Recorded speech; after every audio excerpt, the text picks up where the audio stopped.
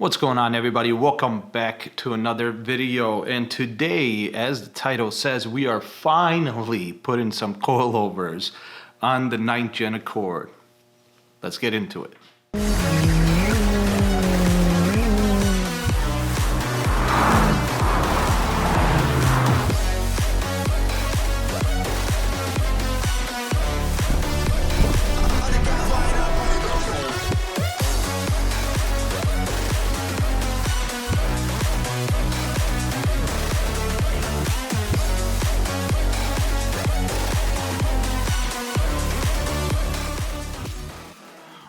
All right, before we get actually into installing the coilovers, let's talk about what I got. And as you guys can see, I got some Fortunatos. Now, here's a few reasons why I went to Fortunato. One, because everybody that talks about Fortunato appears to love them. Quality-wise, the build quality and the actual ride quality.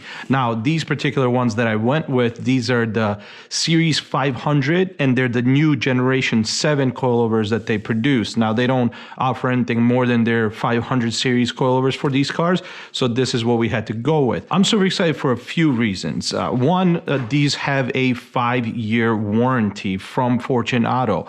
I don't know exactly what that means to them or what they will cover, but obviously if there's any manufacturer defects, that should be covered under that 5-year warranty. Also, as well, from what I can read, everything on their website, from what they tell us, they use very good quality components to make these coilovers.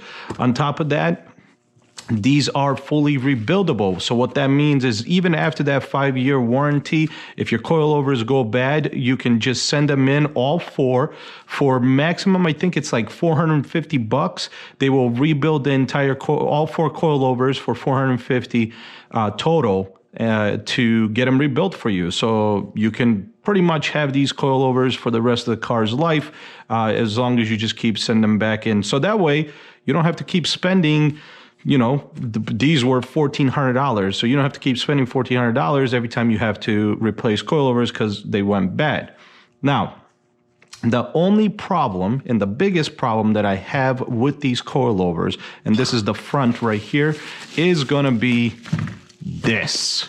Now, why is this a problem? Well, because this is just a regular mounting plate.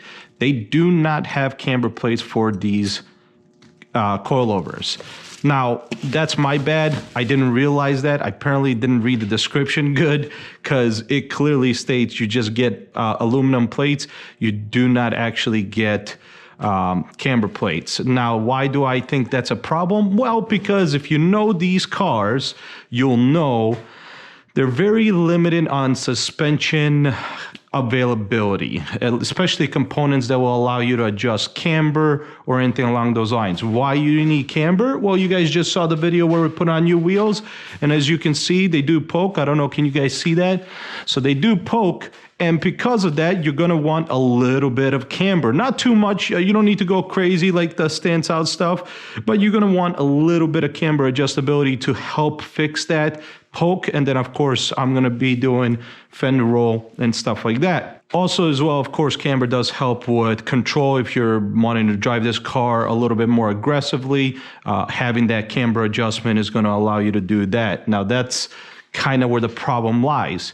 And that's the issue, right? So that's why I was holding off from putting these on, because I've had these since August of last year. And I was hoping Fortunato was gonna make camber plates, so I was holding off so I didn't have to put them on and then rip them off to put the camber plates on and put them back on again. According to Fortunato, from what I can tell, they will no longer be making they will not be making, they don't have in mind to make camber plates for this car. They have no thought process at all on wanting to do that. So at the current moment, if you're looking for coilovers, and you definitely like me, where you have maybe the big brake kit and you need wheel clearance and you need that camber adjustment to kind of help that poke, maybe don't look at Fortunatos. And I know that sucks to say, because I know everybody talks about the quality, and we'll find out if their quality ride or their ride quality is as good as everybody says. But yeah, so that's the downfall. Now, spring-wise, everybody's going to want to know, what springs did I go with? Well, this is the Fortunato springs. You do also have the option of the Swift, and I forgot the name of the other option, but it's what everybody else offers as well.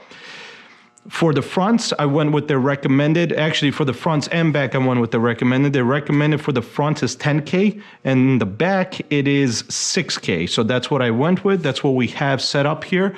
And then, yeah, that's really it for all the information that I can think of. Let's get into getting the car up and also as well getting these installed. But the first thing I'm going to do is I'm going to try to see if I'm smart enough to set the preload on preset the preload on the springs before we get them on the car. As always, with all their coilovers, you do get their, you know, who built the coilover for you, date it was built, and then of course the information like inspection and stuff like that. Now you also do get a few adjustable wrenches to set up your coilovers. Now for preload, I got an email. I messaged them to see what they had to say about preload. The preload apparently is not set for the spring, so you do have to do it yourself. What they say is for the fronts, you're going to do a 1/4 inch, so 1/4, and for the rears, you're going to do an 1/8 of an inch. How you measure that? Simply, you make sure that the coilovers are sitting, or the springs are sitting as loose as possible. You measure the spring. Whatever that measurement is, you tighten it up to get a 1/4 inch out of the front and then an 1/8 in the back. So that's what we're going to do. Now, this apparently is not similar to other coilovers I've seen. Other coilovers have two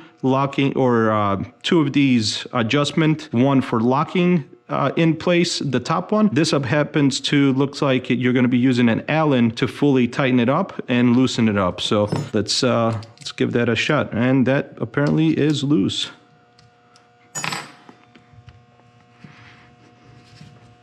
All right, so as you can see, spring is loose. We get a measurement here. So the measurement looks like it's 7 inches. All right. So I'm going to try to get a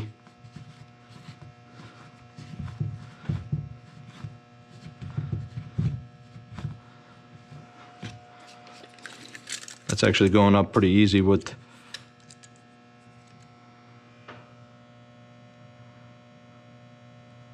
we are literally almost there. This doesn't require much at all for force. I'm doing it by hand to get that. And yes, I am measuring from the spring, not from this black plastic that's underneath it, but it's getting tight, so that's getting a little rough. We're almost there, just slightly, a few more adjustments. This is easier than I thought.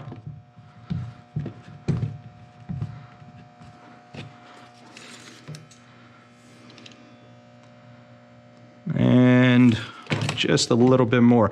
Now they do say if you do this preload and you still hear a sound in the front, to go ahead and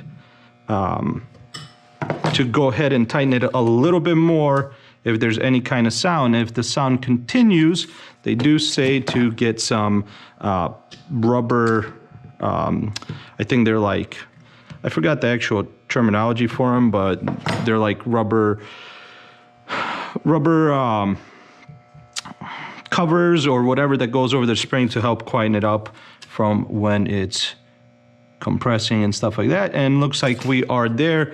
So that one's all set. All we have to do now is tighten this Allen down. All right. I don't want to do it too crazy tight, but that should be good right there. All right, I'm just looking everything over. Now I'm going to repeat the same process with the other front, and then we're going to get the car up and we're going to get that installed. Hopefully everything goes pretty easy. All right, so there's going to be a few things we got to do. This actually sits right in there. Most vehicles have two two bolts that it hooks into, where on this Accord, this actual strut assembly does sit within the, honestly, I'm blanking on the name of this particular component, but whatever, you guys get it. Are gonna have to actually remove a bunch of things. The end link, we're gonna have to remove this particular hub sensor or axle sensor that gives you your tire pressure monitoring, and then I'm gonna start from the bottom here to unbolt the strut from here, and then I'm gonna do it from the top because I am doing it by myself, so I don't want this whole thing to just drop while I'm unbolting this. Also as well, this is probably going to be a pain to get off, so I'm going to need the support of the bolts up there to try to knock this down. So let's see how this works out for us. For the sensor, I'm just going to use these pliers real quick, see if I can. There's these tabs right here that are holding it in. Usually they're a pain to do it by hand, so I use pliers to squeeze the sides here.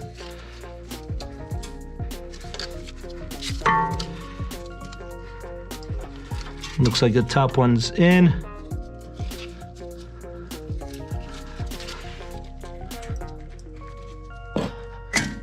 There we go.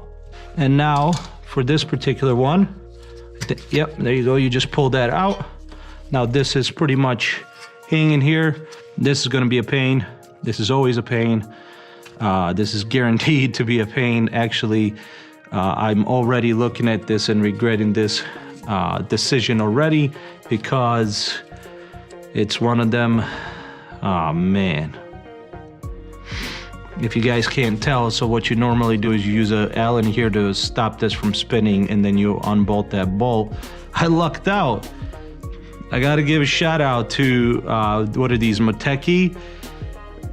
I don't know, I forgot the brand. It's like Moteki or something, but they provide you with this socket, and ironically enough, it's what I need, because this is exactly what you're gonna need. You're gonna need this opening. You're gonna need a bolt style end that you can put a wrench on. You're gonna put this over, put the Allen through, and then you're gonna spin this. Okay, I'm gonna put that on there, that through there. I'm gonna use this adjustable, not ideal, but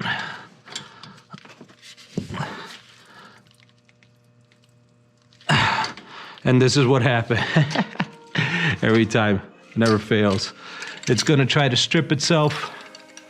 That's just what it does. So I use this original Rust Eater free-for-all deep penetrating oil on the actual end link here to get it off. It did not work. It says give it about few seconds and you'll be amazed. I let it sit for 15 minutes. I was not amazed. So what I ended up doing, vice grip on the back, and then the impact. I'm gonna have to adjust this a few times for how much clamping you're gonna need. Say this right off the bat before anybody writes it in the comment. Yes, this is the worst way you can possibly do this, and it's most likely gonna damage your end link. But when you're in this situation, you're gonna have to do it this way. And so here you go. Unless you have 24 hours to jack up your car, let the penetrating fluid sit and see if then you can try some heat. But to save you some headaches and trouble, this is gonna be the fastest way. Simply, you have this on there. I'm kind of pulling towards myself to give myself almost like it's holding it back there even a little bit more. And then, so it's already loosened.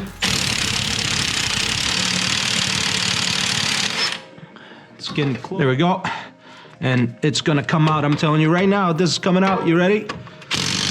There. Oh, there it is. Once again, not ideal, but it works, and it clamps onto this metal piece back here for the nut, which works really well. And you just simply take that off, and you move it to the side, and there it is. And honestly, when I look at it, it doesn't seem like it ruined it. So, but when you're lowering a car, you're gonna wanna replace these anyways with adjustable ones. I'm gonna do that in a little bit later, so that will get replaced. But this way, you guys now know how I did it without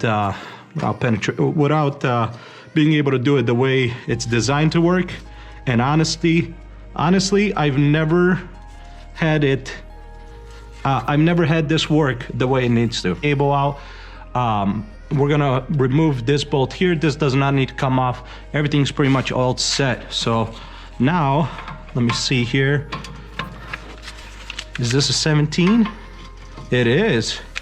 So both the end link and the bolt here on the side are gonna be the same amount.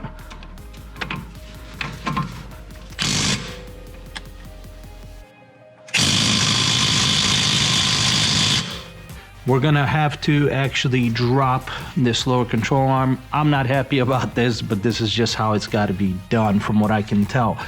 You are gonna be removing these two bolts here, and there's 1, 2, I believe 3 bolts underneath. Now, what I'm gonna do is I'm gonna hold this up with a jack, so that way it doesn't drop, because obviously we don't want the axle extending too far where it's damaged. Hopefully the tie rod end and the axle do help it a little bit also while this is holding it up. Definitely not how you want to do this. What you want to do is actually just undo the axle from the hub, which will help then lower that control arm enough to get the strut out.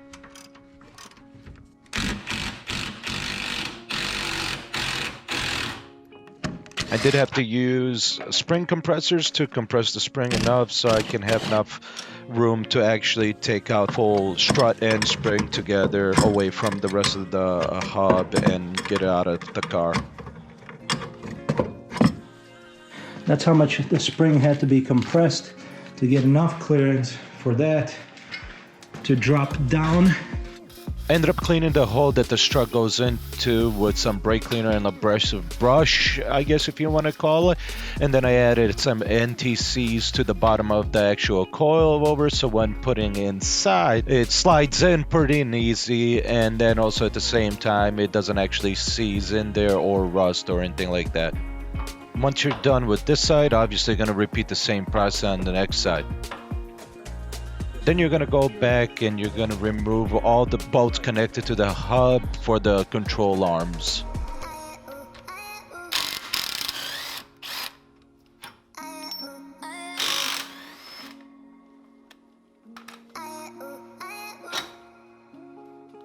And then there's one bolt that you're going to actually just loosen that's a little bit more towards the subframe or the chassis of the car. Once that's done, you're going to get inside the car and remove the rear plastic. However, you don't have to remove the full plastic. You can just remove this little cover to get to the bolts, but I removed the full plastic.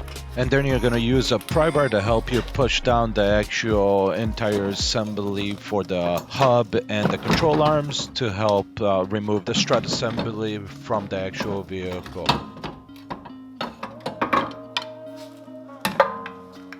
And there it is.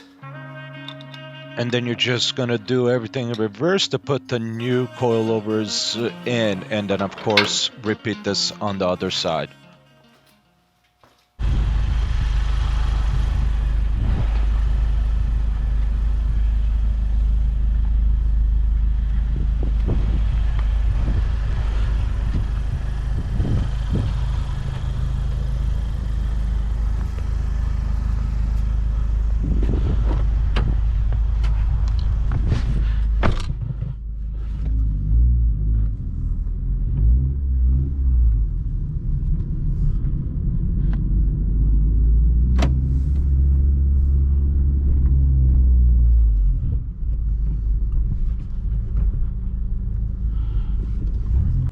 I have to admit, so far for driving it quite a bit, the car feels really, really good on these. I'm actually quite surprised how well it feels. A lot of people say, you know, it feels, when they talk about their coilovers, they say, oh, it feels like stock ride. And I always think that's an exaggeration because, well, usually a lot of times it is just to make themselves feel good because, you know, maybe it's a harsher ride, but they're like, no, it's like stock, you know. But I gotta admit, listen, it's not stock ride, but for a performance setup, because really that's what these companies make. They make these coilovers for performance stuff. It feels very, very close to stock. And you'll see when we drive right now how it actually performs on bumps. Here in Illinois, a lot of the highways are not perfect, to say the least, and obviously the roads too. And you'll hear how it handles some of those harsher bumps, but at the same time, you're not going to be able to, unfortunately, experience it in a manner of that I'm going to experience it in, but I'm hoping I can get you guys a little bit of an understanding of how this feels with this drive. But I do have to admit, it's pretty close to stock feeling. It's a little bit harsher than stock, but that's expected.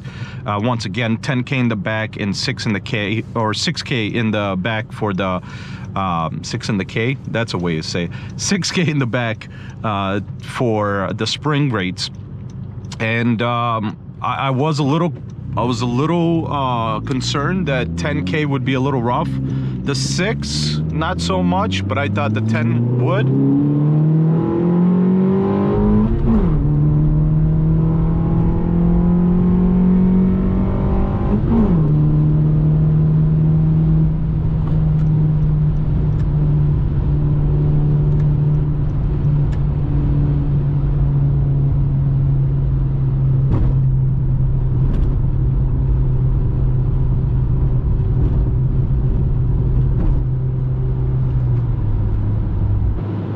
Now this is obviously fairly smooth. Just over there we had a little more rough terrain, and in all honesty, I'm just impressed.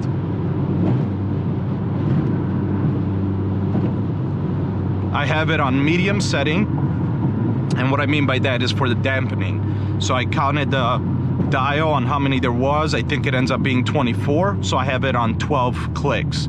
And it's perfect. Even my buddy Sid at MXPI said, I told him to take it for a drive before I came to pick it up, and he said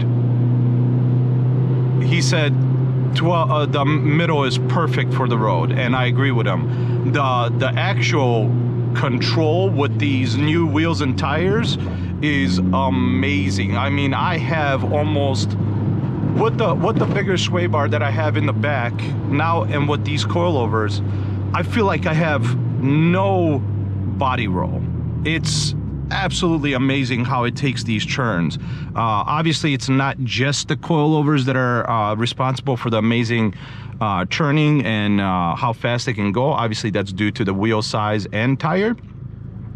But I'm actually truly impressed on how much. Now the body roll is going to be up to the coilovers and obviously the sway bar in the back. When I put the sway bar in the back, I did notice quite a difference in body roll, but this is a whole different level. This body roll is pretty much non-existent, and I'm quite shocked how much it took out from the car. And this isn't even their racing performance one. This is their daily driver series that they offer, Fortunato, that is. So it's their 500 series, which is their daily driven stuff, and then they have their 510 series, which is their performance stuff. So I can only imagine how good their performance is with the performance stuff, how amazing that stuff handles on the track. But obviously, if you're going to be having a daily driver, you're going to want to use this. Now this is a little harsher road here, and if you guys hear a sound, that's actually my exhaust sitting on top of my floor brace, so that's what you're going to hear clunking around. But otherwise, I'm going to let you guys listen on this road a little bit on how the suspension might sound.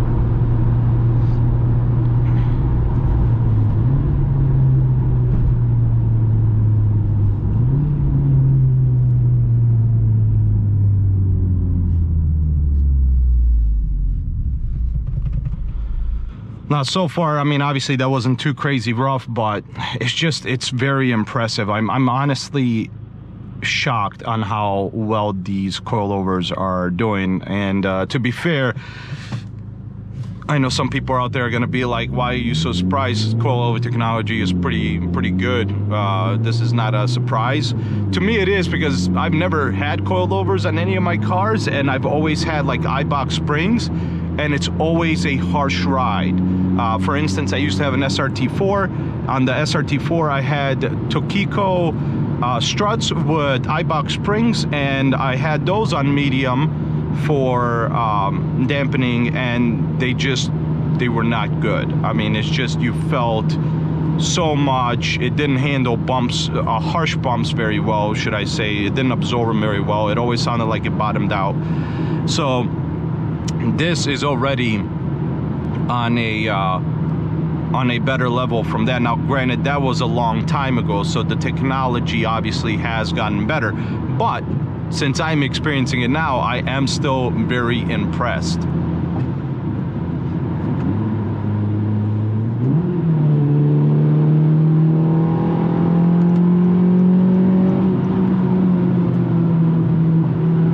I mean, the body roll is just non-existent. This is absolutely amazing. And like, this turn might not look crazy to you, but that was pretty intense. Like, this is a fairly, I mean, I need a new seat. I need a new seat to hold me back, to hold me in the car. It's just, you gotta do it.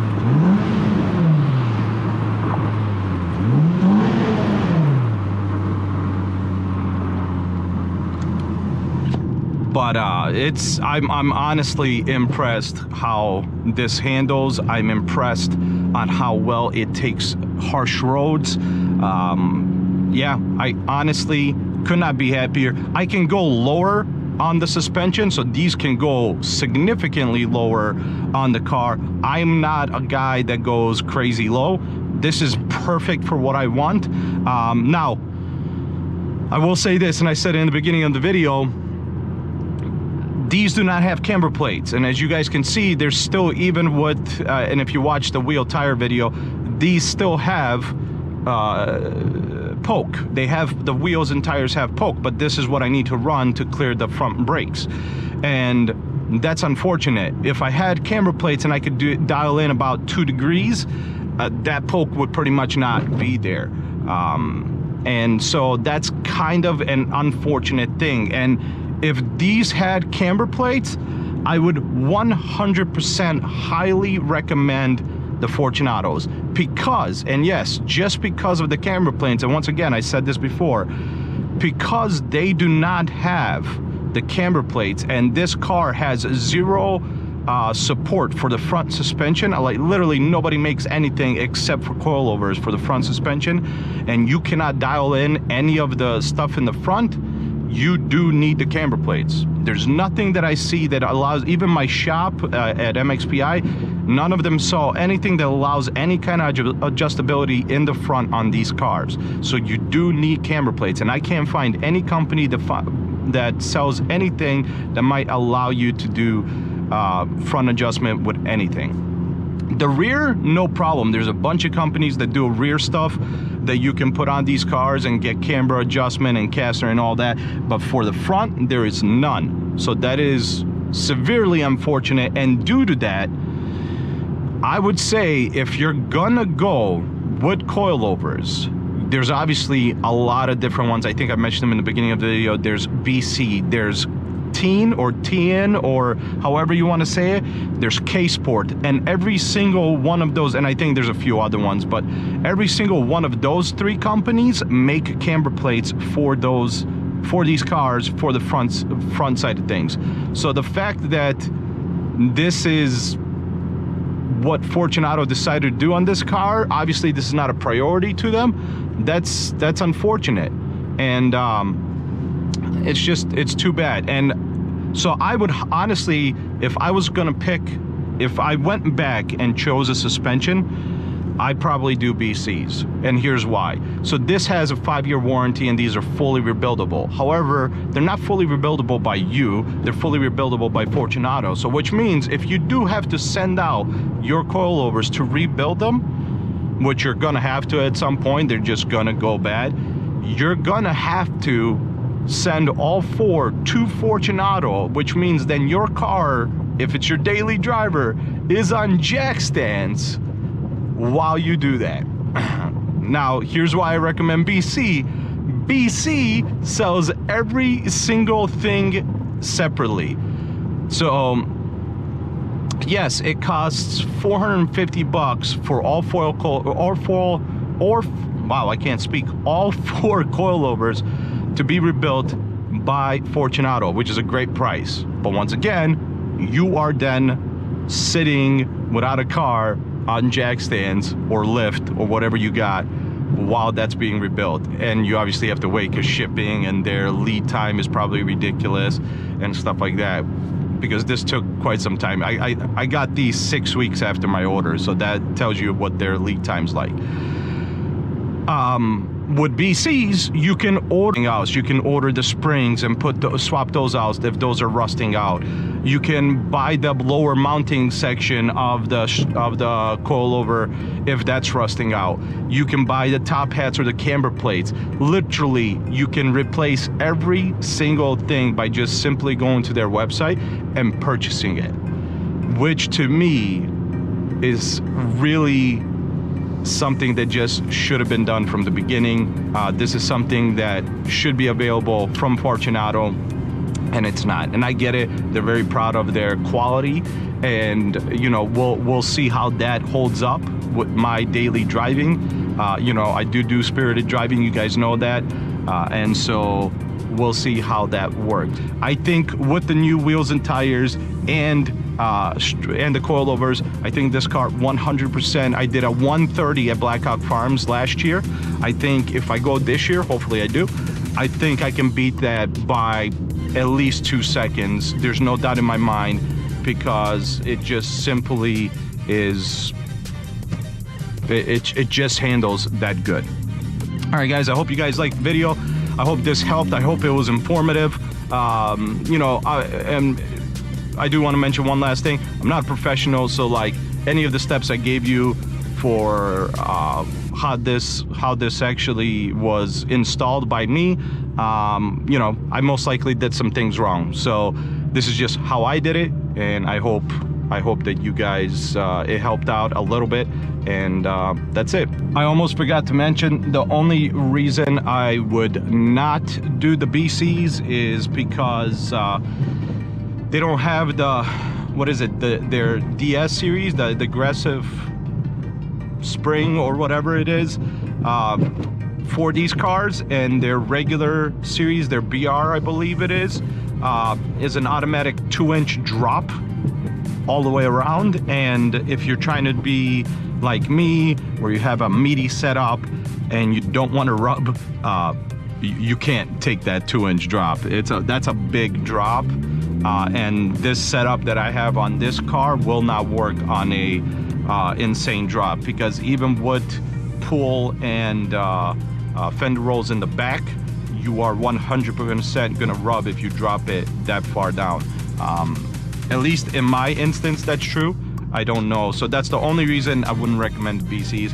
Otherwise, I do know they ride pretty good, because my buddy actually has them on his Evo and they ride really good. So that's it.